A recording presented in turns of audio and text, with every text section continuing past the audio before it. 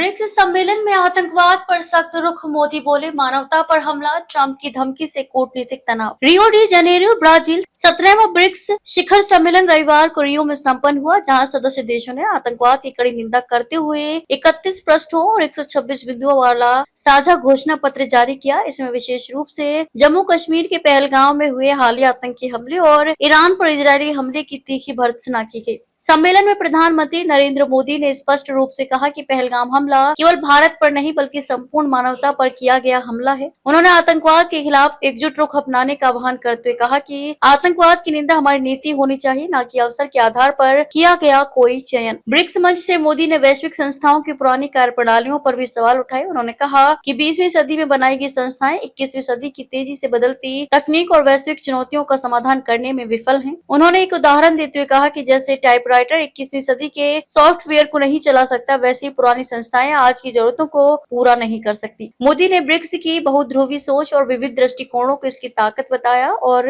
इस साझेदारी को तकनीक व विज्ञान के क्षेत्र में और आगे ले जाने का सुझाव दिया। उन्होंने प्रस्ताव दिया कि ब्रिक्स देशों को मिलकर एक साझा रिसर्च सेंटर बनाना चाहिए, जहां विज्ञान, नवाचार और आर्टिफिशियल इंटेलिजेंस पर संयुक्त कार्य किया जाए। प्रधानमंत्री ने यह भी कहा कि किसी भी देश को यह अधिकार नहीं कि वह वैश्विक संसाधनों का इस्तेमाल केवल अपने स्वार्थ या रणनीतिक हथियार के रूप में करें। इसके साथ उन्होंने डिजिटल डेटा की सत्यता जांचने की वैश्विक प्रणाली बनाए जाने की मांग रखी, ताकि गलत सूचना और दुष्प्रचार पर नियंत्रण पाया जा सके। पीएम मोदी ने ब्रिक्स बैंक की भूमिका पर भी बात की और कहा कि वित्तीय सहायता उन्हीं परियोजनाओं को मिलनी चाहिए जो वास्तव में महत्वपूर्ण हो, स्थायी हो और जिनसे बैंक की प्रतिष्ठा बनी रहे। मोदी ने यह भी घोषणा की कि भारत जल्द ही आर्टिफिशियल इंटेलिजेंस पर एक अंतर्राष्ट्रीय सम्मेलन आयोजित करेगा, जहां एआई की चुनौतियों, अवसरों और नैतिक प्रयोग पर चर्चा होगी। जहां एक और ब्रिक्स सम्मेलन में आतंकवाद और वैश्विक असमानता पर गहन मंथन हुआ, वहीं दूसरी ओर अमेरिका के पूर्व राष्ट्रपति डोनाल्ड ट्रंप ने एक तीखा संदेश देकर नया कूटनीतिक तनाव खड़ा कर दिया। ट्रंप ने अपने social media platform truth social पर रविवार को लिखा